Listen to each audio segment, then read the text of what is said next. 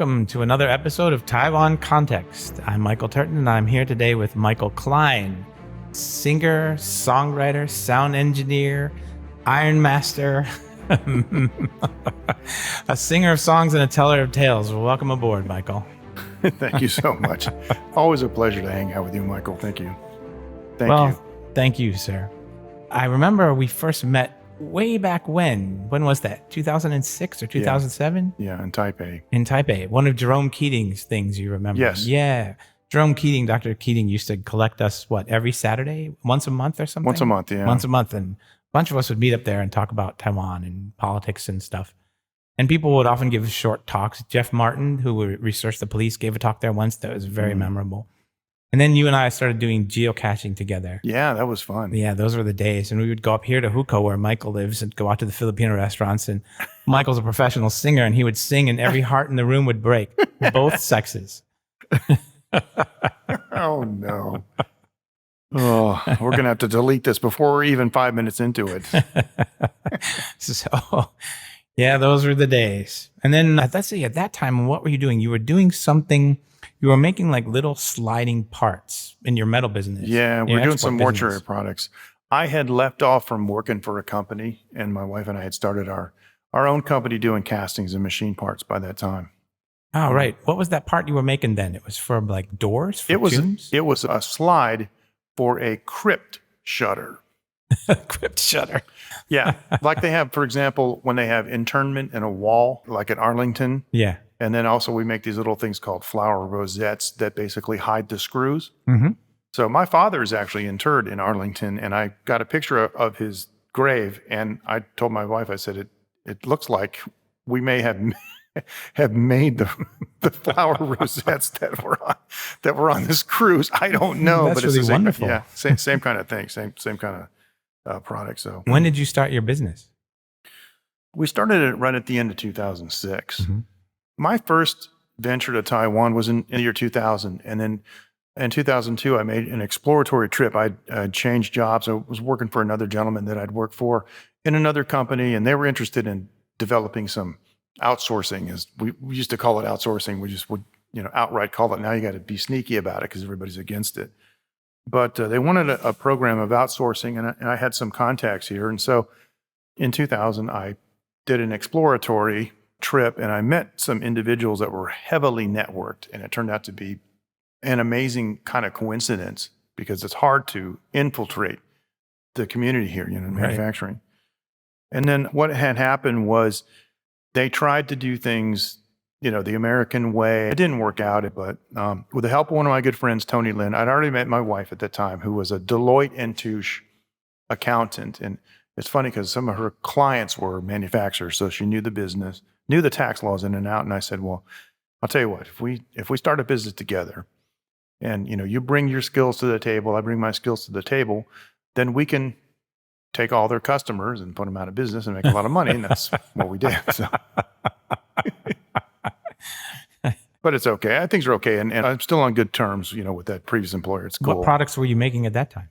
We're doing military products, but not directly associated with weapons. Things like radio boxes, Oh yeah, I remember that. You showed me that when yes. I visited your factory, your sandcasting factory. Yes, and so in 2003, we had so many things going on here that I was spending half my time in the States and half my time in Taiwan. Right. And there's an old Chinese proverb: you can't have one foot in two boats. Oh, right. I don't think I've heard that one. Well, no, okay. I would leave to go to Taiwan. I'd come back and a bunch of stuff in the factory was messed up. And then this is really bad. I would go to America and I would come back to Taiwan. They hadn't done a damn thing. In Taiwan? Yeah, not anything. Why not? Well, I don't know. But I figured out what I had to do was stop telling them my schedule. Oh. So what I did, I had a tool that was being made, a die casting tool, and it was very expensive for Taiwan standards. It was $50,000 US. Okay, and this is 2003. That's a lot of money. It is, and I know why it's a lot of money, and I've been able to solve that problem and completely circumvent all of that. So I am dealing directly with these companies now, because what we didn't know was you can't find companies directly on the internet because all the good companies have Chinese websites and no presence in English. Right. The English presence that you're getting is some high-priced Taipei trading company, and we got fooled into that. Oh, no. Oh, yeah. And they didn't know jack squat about manufacturing. I'm talking to the managers and I'm asking them normal, what's the EOQ on that? Huh? What's EOQ? I'm like, oh, okay. Okay. I knew the feces level was high, but now I know exactly how high it is, right? So in 2003, I came back in October and I called them like on my way to the airport. Hey, I'll be there tomorrow. Okay. Because it's nighttime in Taiwan. So when I arrived, we went straight to this factory, and there's a big hunk of billet in the CNC machine center, and they'd only had like maybe 3 hours of cutting on it, and they were hoping I was too stupid to know. Oh yeah, we're making good progress on it. I see a cavity. They've got the, the ball end mill, and it's. You mean they hadn't even made the mold yet? No. Wow. No, nothing. I was expecting that all the mold parts were done and that they're working on the assembly to put the tool together. But no, they hadn't even machined the cavities yet. Okay, and these they weren't using EDM. They didn't make an electrode. They're just doing this regular CNC machining. Okay. I mean, they're doing it by feel, essentially. The old-fashioned way. And don't get me wrong. I mean, the machining technology here is off the charts, incredible. Yeah, it's amazing. But it was just that they procrastinated. And so I quit telling them my schedule. Right. Well, my future dream is to write a book about, what do they call it? The 1 minute manager? I'm going to write a book about Taiwan management and call it the last minute manager. Exactly. Exactly.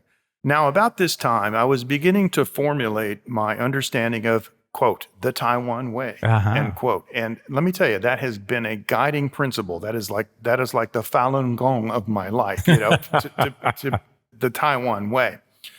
And so if I was with an American guy, they'd be going, what the heck's going on? They haven't done anything. What's wrong with these people? And I'd have to go, stop. Because the minute you raise your voice, you lost. That's right. The minute you act upset or, you can be speculative. You can like,我想一想. Let me think about this, like that. It's okay. That's okay, And you can ask questions and stuff, but you still have to be polite, and you have to say things like, I know I'm a really strange person and I have these bizarre ideas because I'm from America, but it looks to me like you've only been working on this for 3 hours. Okay.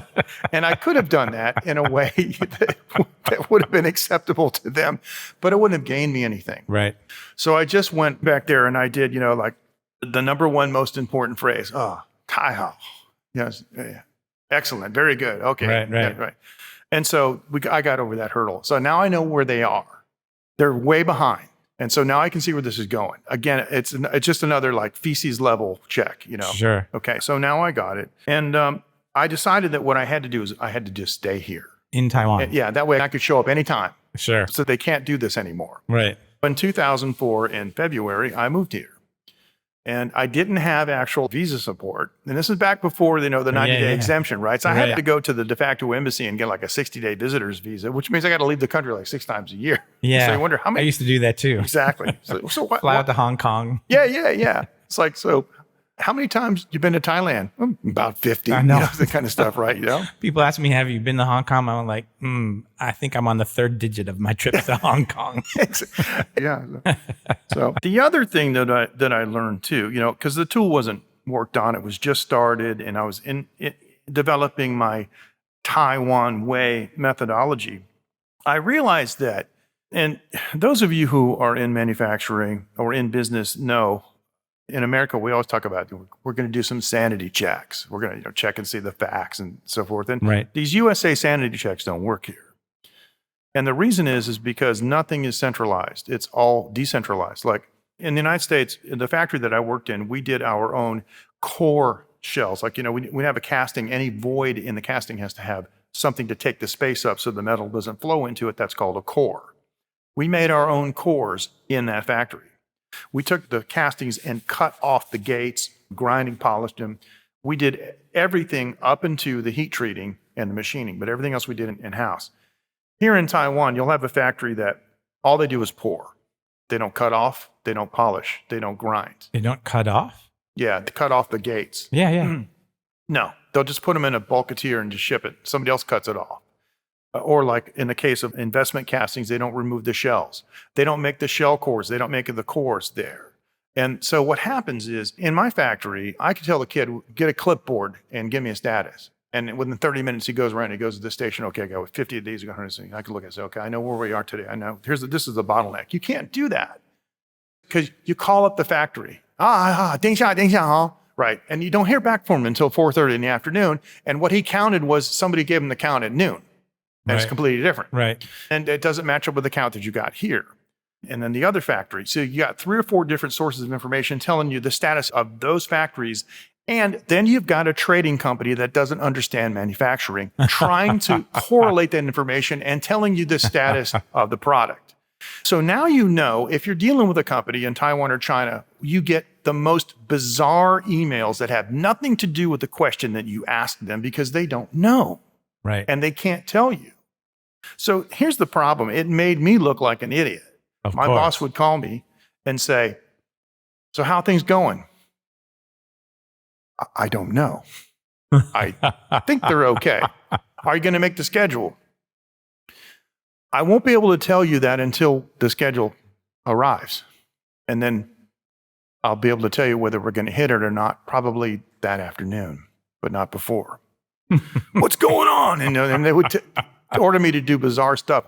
I want you to go to his office at 6 o'clock in the morning. And I want you to sit there in front of his door until he comes in. He comes in at 10:30, and it doesn't, so I was doing all these bizarre things and I got to go in and yell at him and tell him to do this stuff. And I wouldn't. It was like, I knew it was the wrong thing to do, but they weren't willing to accept doing things the Taiwan way.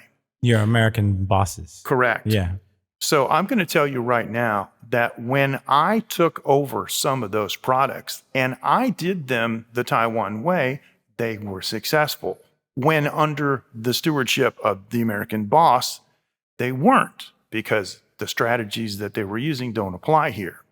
And that's very important because why would you do that? Why would you have somebody on the ground somewhere and tell them what to do? I mean, when the military commander gets the report from the recon guy, he doesn't argue with him. Right. He just says, okay, well, I didn't realize they had 500 divisions. Thank you for telling me that. But what they were doing was instead of adjusting their battle plan for the intel, they would try to strong arm the factory into doing what they wanted them to do in a certain way. And just to tell you how different this is, and there's another important thing that I want to point out too, because you come over to Taiwan and you have to deal with translators. Right. They're most often female, and they're very agreeable and they're very nice. But a big mistake that people make is that they think that English proficiency equals a certain way of thinking, like American thinking. Right. It's a pattern of thinking, right. And it doesn't. No. You might think that somebody who speaks fluent English might be like a Republican or a Democrat, or might have Judeo-Christian values, or all these things like that you associate with a country where people speak English. Doesn't happen like that. And so one of the things that I have to tell people is, okay, it's a 16-hour flight, but it's like a 4,000-year journey to get where they were culturally. And it is the other side of the world, and you have to do things like it's the other side of the world. And I'm going to give you a really, really good example. The guy that I work for is a brilliant engineer. He's a big shot. He's spoken directly to 2 U.S. presidents, for example, okay? I better not say any more. You'll figure out who he is. But he came here, and he actually is such a good engineer that at one factory, they had a kind of a problem programming the CNC center. So he sat down at the terminal, and he did it himself because he knew the programming language. On one trip, he came, and he was looking at a casting that we were doing, and he walked up to the CNC machine center. He's looking through the window as we're running one of these castings. It's pretty big, it's about 18 centimeters long or so. It's a box. And he's like, oh my God. I'm like, what? He said, no, they can't do it this way. It's all wrong if they're holding it from that end. And I said, wait a minute, hold on. We did the preliminary inspection on this. I have the QC report right here. This thing is within tolerance. This thing is actually very good. No, but I'm seeing how they do it. They can't do it. I said, hold on, just, Well, he's pacing up and down in front of the machine center. And finally, the buzzer goes off, the light goes on. The The guy comes up, the operator comes up and slides a door on. This guy practically bumps his head, trying to get in there looking, right? So the machinist is trying to, excuse me, why he's trying to get his wrench in there, and he's unlocking the clamps, and he pulls the part out. He pulls the part out of the machine center. Right. And he's looking in there. Doesn't say anything. Oh, he says. Oh, they're doing it like that. Yeah, he says. Well, if they're doing it like that, then it's okay. But I've never seen it done like that before, and I never imagined that you could do it like this. And I said, it's the other side of the world. And it's like, I just want to hold up a sign like the Wile E. Coyote. It's the other side of the world. And this happens all the time. And I have to tell people also to keep your mouth shut because, okay, you and I are Americans, and Americans are great storytellers. And we are definitely talkers. Yeah. And like I'm telling stories right now, right? Yeah. But that can bite you so bad. And I'm going to give you a real life example of this. In another instance, we had a die-cast box, okay? And it was really complicated. The box is complicated, but it also had a cover. The cover wasn't. It was just a cover, So we had it made in 2 different factories. Because it would have been really expensive to do it in the same factory because the box was so complicated, we had to do it in an investment casting factory. Wow. Okay. Very detailed internal structures. And so the cover was easy. So we just did it in sand casting and we just machined it flat, right? That was easy. But the whole time, the whole idea was we kept telling both factories, these parts have to grow up together. If I have a box, no cover, can't use it. If I have covers and no box, I can't use that. So we drilled ahead. Yeah, what's it out? So, okay, so they got it. Okay, right. Okay, great. So cover, box, together. Right. So we're saying this to the cover factory, and we're saying this to the box factory. So boss goes in and he wants to check. So he comes over to Taiwan and we check to the box factory. Daggone it, man. They're 3 weeks behind. Oh, this is a disaster. I gotta change my schedule and stuff. So at the time, I didn't really think about it. It's one of those things like, I know now, but we went to see the cover factory. How are things? Oh, things are great. That's great because the covers are going to be 3 weeks late. And I was like, oh no, oh my God, you shouldn't have done it. Why? He goes, you told him repeatedly that the covers are no good without the box. Yeah. And that the box and the covers have to come up. Yeah. Well, why did you tell him that the box is late? Well, I just wanted to know what's going on. No, he doesn't know why you told him that. He's not an American storyteller. You just gave him 3 weeks. Yep. He's gonna go back and say, the cover has to be ready with the box. Hold up on the covers. We don't need them for 3 more weeks. That's exactly what's going to happen. Yep. So you got to keep your mouth quiet. Got to keep your mouth shut. I'm going to give you another example of that. Okay. And the problem is that I don't want you to get the wrong idea because it's all about your intent. And we want to be transparent and we want to tell the truth. That's what we do. Right. And sometimes if we feel that we're not transparent, that it's lying by omission, right? Sure. And I guess it's technically true, but if you instill fear in people because you told them the truth, they won't do anything. Right. And there is a certain level of technical proficiency that people have where they can identify the problems for themselves. Sure. Okay. That tool that they weren't making, I finally got it, and it was a piece of junk. It was made by some guy. He was only 25 years old. He inherited the business from his dad. His dad's in the nursing home. He just started the business. The tool broke. I took it to a die caster that I know who's also a tooling maker. Really, really good combination, because he's making the tools that he's doing the shots with too. And I said, can you fix this tool? Yeah. So it had a big crack in it. And I got pictures I'll show you sometime, but he welded it and it's perfect. So I said, I want you to run 1,500 pieces of this part. He said, okay. I made a mistake. I told him that our data from the previous runs showed that there was a 25% NG rate. Okay? No good rate? That's right. So 25%? 1 out of 4 shots would be bad. And that's bad for a couple reasons. Number one, that reduces the life of the tool. Right. by 25%. Because Sure. if it's only good for 50,000 shots, well, there you go. The second thing is that whenever you shoot a part like that in die casting, you produce an aluminum part, but it's not virgin material anymore. So the value of the material goes down. It can only be used as remelt, and remelt always has to have virgin material added to it. So any way you look at it, a tool that makes bad parts is compounded over time to be really bad, really negative. And so he goes, oh, well, I can't run this. I can't make any money. I said, I'll make sure that you make money. Here's what I'm going to do. And I asked him, everything here is done on kilograms. I said, what is your NT dollar value per kilogram when you shoot aluminum? This is a long time ago. He said, it's 100 NT per kilogram. I said, okay, I'm going to double it. There's enough profit in this part. I'm going to pay you 200 NT per kilogram. You got 25% failure.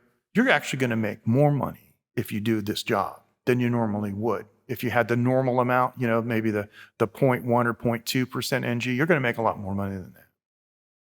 He said, wow, okay, cool. All right. I got a call from him the next day. Oh, I'm really worried about this. I'm going to lose money. No. Don't you remember? I said I was going to double your rate. You're getting 200 NT per kilogram, right? Oh, yeah. This went on for 4 more days, and he finally called me and said, I can't do it. I'm afraid I'm going to lose money. How? I don't know. I'm afraid and fear. See, this is a big thing. Dr. Deming in the Western world, is one of the gurus of manufacturing from way back when. Dr. Deming said that one of the things you have to remove in a manufacturing environment is fear. But he meant that for the workers, so that the workers would have the power to do things that they know are the right thing to do to make money for the company. But Taiwanese have this fear of the unknown. Right. And you've seen this before in all aspects of society Yep. here. Right. So they don't know why, but they're afraid that something's going to happen and they can't identify what it is. So an American will look at this opportunity and go, wow, we can make a lot of money on that. And the Taiwanese will say, wow, we can lose a lot of money on that. This is just how it is. They think about what they can lose, what they can go wrong rather than the benefit. So I finally told him, okay, well, button the tool up. I'm going to have somebody else make it. So I called another guy that I knew. And I said, there's a tool over here. Would you pick it up, take it to your factory, and make me 1,500 pieces? He goes, yeah, sure. 2 weeks later, they were shot. He comes up to me, he goes, we had a little problem with the tool. And it had about 25% bad. He says, so I'll tell you what, the next time that you want me to run this job, I'm going to have to add a little more money onto it. I said, okay, no problem.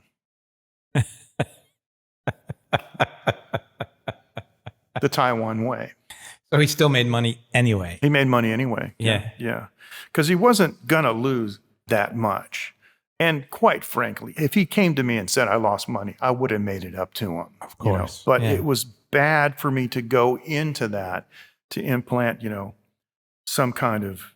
to implant the possibility that he might actually lose money on this. That is it. And you want to be positive about that. Of course, because if you're saying, I'll give you 200, he's thinking, I'm going to lose 300. It's going to cost me 300 NT for each kilogram of aluminum. Exactly. Yeah. Exactly. Because you got to be skinning him somehow. Yeah. Because he would expect me to do what everybody else would do. Exactly. Yeah. The thing is, there's another aspect of this whole thing that drove me nuts. And this is one of the reasons that I was motivated to form my own trading company, not the big Taipei ones. I'm not driving a C-Class. I'm driving a Volkswagen, But it's a nice one. Yeah, it's pretty nice, yeah. Because I wanted the American level of communication. So right away, I got a toll-free US number and a toll-free fax so people can communicate with us. But it's about the communication. And the biggest problem that I had was getting people to call me when something was wrong. You mean here in Taiwan? Yeah. I learned that they will never call if it's a problem for you. But if it's a problem for them, you will get relentless complaining. Right. I mean, if you're 30 seconds late on the payment, whoa. Yeah. Yeah. The phone's ringing. I can't tell you how many times I've had a conversation like this. I was supposed to get the parts yesterday. Oh, yeah, well, we had a failure. We lost 20% of the shell molds and we're making them again. They'll be ready in 2 weeks. And they never told you. They never told me. Yeah. Why didn't you tell me? Oh, 不好意思啊，拍谁? It's like the same thing. It's just like, oh, it's the old adage of it's easier to ask for, forgiveness later kind of thing, right? Then get permission. Yeah. So when I formed the Asian Casting Consortium, I work with 11 different factories and have all the resources of all these bosses and 20,000 years worth of experiences. But one of the things I had to make clear is you have to tell me what is going on. You have to. And so now I got them trained. Just a couple of weeks ago, some of our bike parts made over here, actually right down the street in Huco, and they had done the wrong kind of finish on the outside. Instead of sandblast, they wheel abraded it. And I almost fell off my seat. I got an email with a picture, like immediately. Is this okay? I'll tell you tomorrow. It was great. And I emailed the customer. And the first words of the reply for the customer was, I'm so glad that you looked out for me on this. Wow. Yeah. And he checked with the customer. He said, it's absolutely no problem at all. Go ahead. And I told him, and it's fine. And so I eliminated the fear that they were going to lose money that way. Right. But if they hadn't told me, sometimes you look at the box and it's like, what is this? Oh, and then, we made a mistake. But here's the thing. If they ordered something from Shopee or PC Home and they opened the box and it was all messed up, would they accept it? No. There'd be a scooter there, in 20 minutes and taking it away, right? Right. and so, yeah, I never understood that. But if it's not a problem for you, you're not going to get a call. Sometimes I have this discussion with my wife, like maybe we should call them. Maybe we should call them. No, because people here don't like to make calls like that. I don't know why. Maybe it implies incompetence, or maybe you're overseeing them too tightly. I don't know. That's a good possibility, but I think it's more from the social side of things. Like, you'll know that people very rarely have conversations like, hey, Jim, I just want to call you, see how you're doing, man. How's things going? Yeah, very rarely. Yeah. Like, I look at my wife and her friends. She talks to her sister every day and probably nobody else. It's the other side of the world. Is all I have to say. It's the other side of the world. And so it's kind of unusual. If somebody called me and asked me how things were going, I would not imply that that they said I was incompetent, anything like that. I would just, they're the customer. They've got a right to know. So, sure. One of the things I wanted to ask you, because I've traveled to some of your factories with you, which I've always enjoyed. Yes. Thank you very much for that privilege. Oh, sure. I remember we went to Thailand one year when we went out to Laos in 2010, wasn't that? Yeah. The three Michaels went to Laos and Thailand. Exactly 11 years ago. So it was January. Was it? 2010. Yeah. Oh, my God. Yeah. That was a really great trip. But it was. I remember we went to this Thai factory where they were doing sand casting, and the workers were tamping down the sand with their feet, their bare feet. Yes. Yeah. How do you compare doing business in the two countries? Completely different. The politeness aspect is there. Things like you don't yell at people. You don't use some of the insulting, insinuating things that Americans typically do when they communicate with each other. But the motivation is different. See, Taiwanese are motivated by money. Like Americans are motivated by money too. But I'll tell you what, you can tell a kid that we're not going to make much money, but I'll get you 100,000 followers on Instagram. They'll do anything, right? Right. That's those motivations are very clear. In Taiwan, the motivation is money, but it's also balanced with fear. I have not been able to discover the motive for Thailand people. And remember Frank Sheldon, right? When he was in Laos, he told me, he said, Lao people are not motivated by money. That's interesting. You can't get them to do anything for money. And I found in Taiwan that people are not motivated by extra money. Because in every case where I had some part or some disaster, something happened wrong, said, I really need to buy this data. I'll tell you what I'll do. I'll give you 20%. I'll give you 30% more. Nobody in 16 years has ever taken me up on an offer for more money to get the order done at the right point in time. And what's amazing is they won't devote any more people to it. They won't devote any more hours to it. And when the rice boxes come exactly on time, every time, nobody ever messed up lunch ever in Taiwan, they will still shut down and go to sleep on the floor for an hour, and your parts are 2 months late. Yeah. You have to know this. Yeah. In Thailand, I can't even get them to do it. That factory, yeah, okay, that guy is so rich. He's Chinese Thai. He said, give me 50,000 baht and I'll make the tools for you. And he was doing iron castings for another one of my customers that does pipe fittings. I said, okay. So we went down, I got him 50,000 baht cash, handed it to him. I came back 6 weeks later. He made these beautiful tools, made the most delicious. And I'm telling you, because I had these made in China. I had them made in Taiwan. I had these samples made in Thailand. They were pristine. They were perfect. I said, man, I'm very familiar with this product. These are the best I've ever seen. Wow. I need a quote. And it stopped right there. He couldn't give you a quote? He said stuff to me. He goes like, well, we're in Khon Kaen, and I got to get it to the port in Bangkok. Yeah, you got to ship them there. Well, I don't know how to ship them there. Well, you put them in a box. Okay, well, where do I get boxes? Your sister owns a box manufacturing company, remember? Oh, yeah. Well, just tell her how many you want to put in the carton, and I'm sure they have an engineer at their factory that can design the properly sized box. Never got it. What were you missing? Did he want you to offer money? I don't know. Offer your own estimate, and then he could like gauge? No, see, or dicker with you? I don't know. I at that point had already known that guy for 5 years. You know, this is a guy that I used to go to the karaoke and sing Thai songs with, right? Yeah. Didn't we go out with him and we sing? We did. Yeah, you met him. Yeah, that's right. And we went out with he and his wife, you know, and he asked me for 50,000 baht in his office. I said, I'll be back in 20 minutes. I went to the ATM and the guy knows I got the money to do this. It's not, you know, and he knows what I'm doing in Taiwan. So it wasn't a credibility thing at all. He just didn't need the money, I guess. Maybe. It's the only thing I can think of. Wow. See, some of these guys are so rich and they're so comfortable in the niche that they're in. See, he was doing pulleys. Right. I remember that. It was a domestic customer. So he would just make pulleys all day and nothing changed. Didn't have to think about it. He made those arrangements 20 years ago. And it's, you know, it just been going forward. And so I went to some other places and I found the same thing. And the other thing too was that some of the prices I got were not based in reality. See, at least in Taiwan, I can say, okay, this pipe fitting weighs 300 grams and this one weighs 450 grams. Now, the machining operations are based on time. It takes the same amount of time to machine the small one as it does the big one. The difference is in the weight. Therefore, the cost is the material difference, the weight of the material. So when you're looking at a quotation, you can say, okay, this one might be 35 NT, this one might be 50 NT. So you say the difference between those two has to be in the materials, not the machining. Right. I would go to Thailand and a guy would say, well, I want 50 baht for this one and I want 150 baht for that one. Why? It only weighs, 200 some grams or whatever more than that. Well, that's how much I want to do that. And that was the answer. I don't want to do it for less than that. I can't live like that. Right.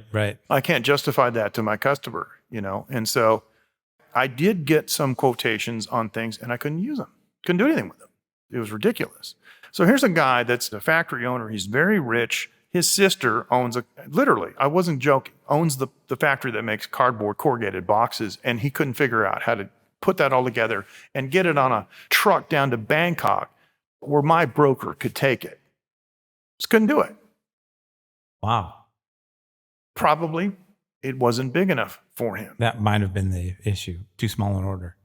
Yeah, because he asked me how many products they have. I told him the sizes and the ranges. And I said, we're going to start out probably the first year going to be maybe about $300,000 a year to start. And it wasn't enough. Some of these guys, they don't understand slow and steady wins the race. They're looking for the big haul, right? And not everybody's going to find a gold nugget. Right. You're going to find gold dust. I pan for gold. I know how it is. If you're not patient, you're not going to get anything. Another time I met up with you, we went to the stadium in Taoyuan, and you were playing music with the Thai workers.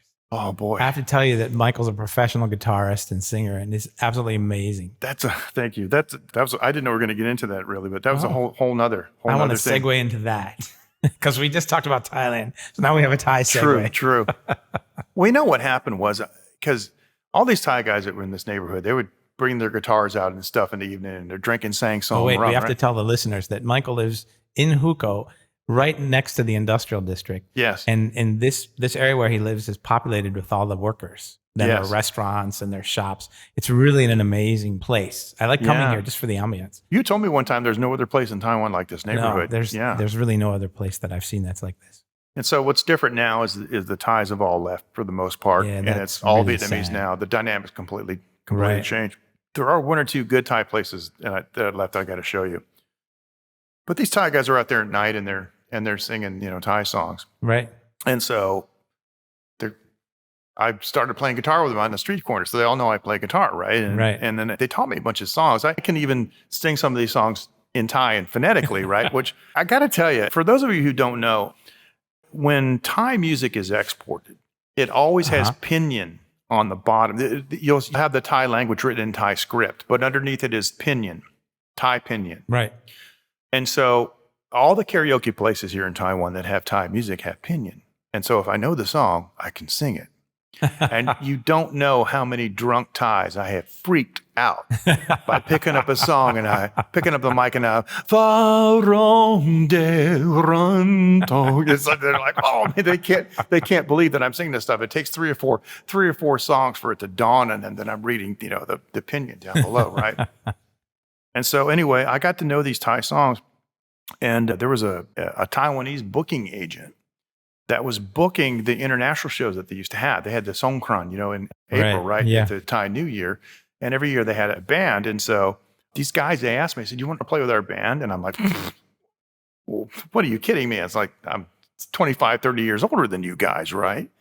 And I said, no, Thai people don't care. And it was very convenient because I spoke Chinese. This whole conversation's happening in Chinese. And Thai people don't care. They don't care about your age, just care, can you play? Can you sing? And I said, well, I do know the songs. I said, I'll tell you what. I'll do one show with you guys. I don't think you ever heard this story before. No, I haven't. I said, I'm going to play one show for you guys. So it was the Southeast Asian Music Festival. It was I think it was in late 2007. And it was a small show, about 2,000 people. It was in Taipei, right? And I said, okay, I'm going to play one show. And if these guys are laughing at me because I'm a fat old white guy, then I'm not doing it anymore. And I said, okay, the first song, a woman comes on stage and threw a bouquet of flowers at my feet. And nobody else, just me. Wow. And so I'm looking up, I'm going, hey, this is cool. So another guy comes up. This is before the first song is even finished, I'm telling you. Another guy comes up to the stage and he gives me the Y. You put the hands together, right? Yeah. And he tries to grab my hand and shake it. He's got 100 NT in his hand. He's trying to give me a tip. I said, no. I was like, I wadded up to her back. So I got to play guitar, man. So I said, you guys are right. They love me. Okay, so they did like 10 shows after that, right?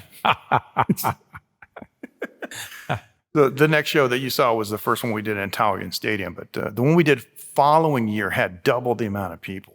I remember you sent me some photos. Yeah. It was like 10,000 people at the second one. It was, yeah. And I think you were even in the news, weren't you?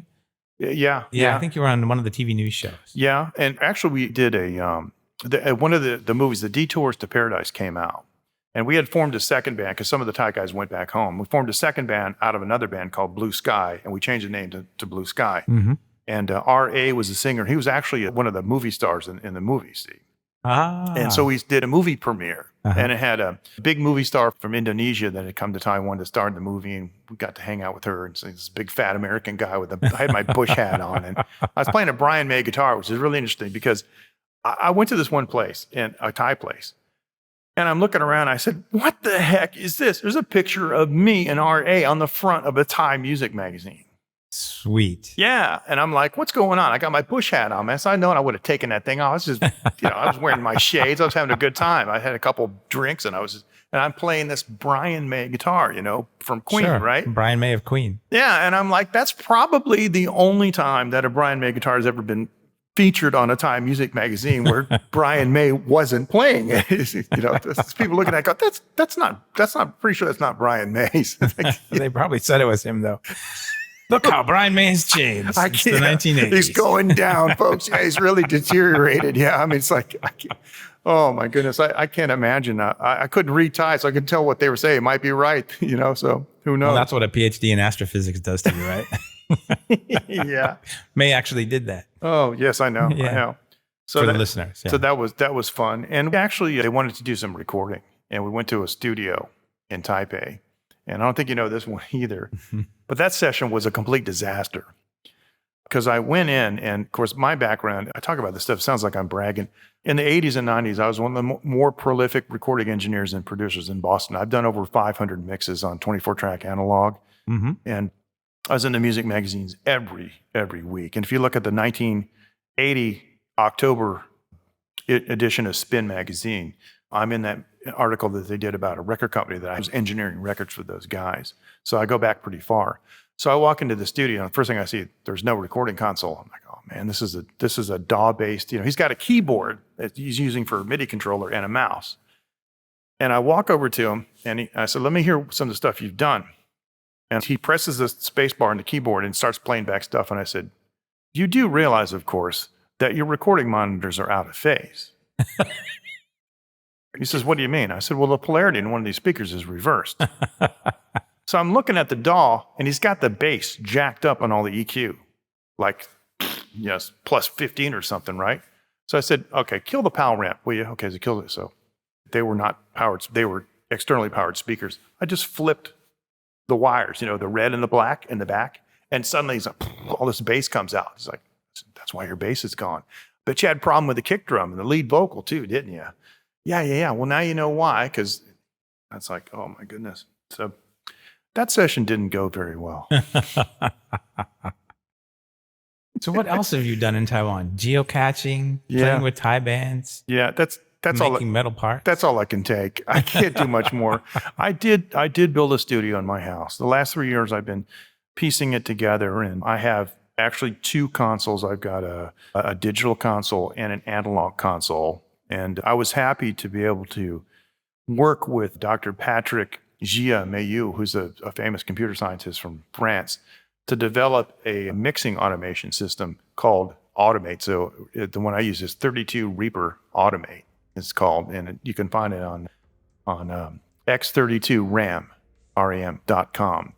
And it's a pretty cool system. And I approached him about the idea of doing it, and he did it, and it's brilliant. So now we have moving fader automation on this incredible digital mixing console that previous didn't exist, because everybody is using the faders, like for DAW control, to control automation envelopes within the DAW. And I said, no, man, I don't want to buy a $3,000 console just to move a bunch of faders. I want to use the EQ and the effects and all that stuff in the console.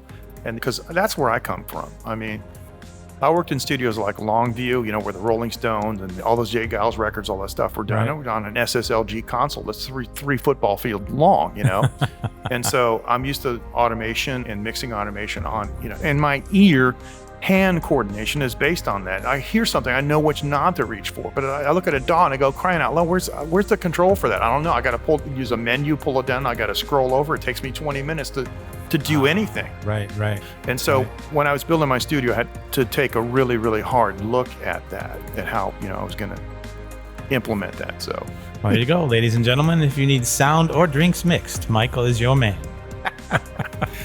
I call my studio Phoenix Media Forge. Oh, sure. Phoenix Media Forge. And you can find a website at phoenixmediaforge.com if you're interested. But wow. Well, I think we've reached an excellent place to stop, and I hope to have another conversation with you soon about some of the amazing things that have happened to you here. And this time I'd like to hear you say something. I've been talking so much, I apologize. No, this is about you, not me. But thanks. No, thanks for inviting me. I really appreciate it. Yeah, thanks for everything. Hope to see you again soon. Bye-bye. This has been brought to you by the Taiwan Report. For more content like this, become our patron at report.tw. 哎呦，就是那个台湾狗啦，最喜欢我的台湾狗了。